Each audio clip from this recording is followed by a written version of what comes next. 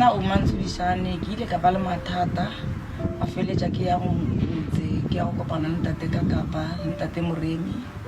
a wa le gona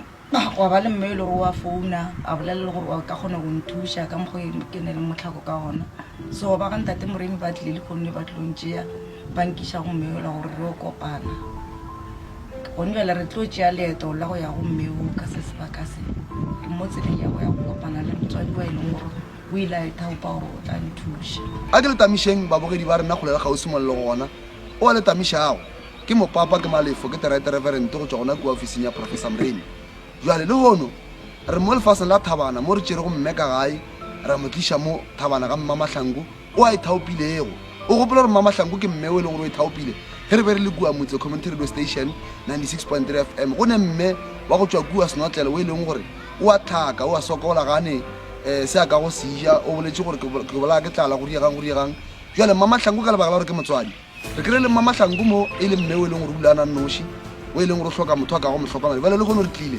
go kgontišiša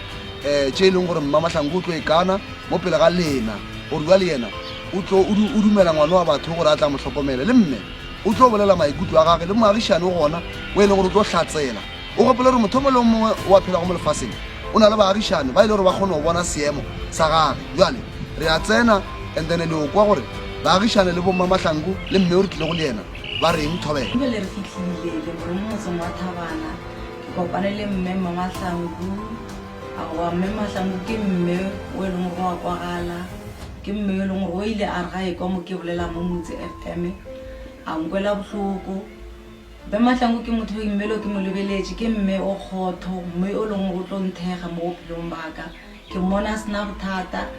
ka mo ke ka mo le gore ke amogelegile ke tlo phela le Mama Mahlangu o tlo ntshwara bjale ka botswadi ke mo lebeletše ke mme gore a na problem ke leboga ntate ka papa le ntate Moremi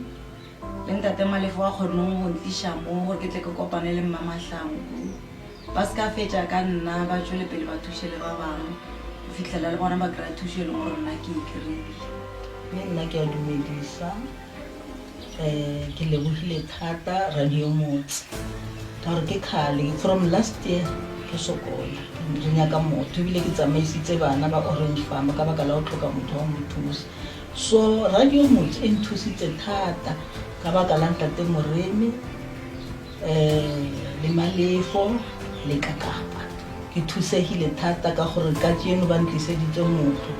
le nna ke a mo thabela ke a bona gore re tlo tshwarisana ene tlo tsamaya tsela e telele nna le yena so ke leboga Radio Motse thata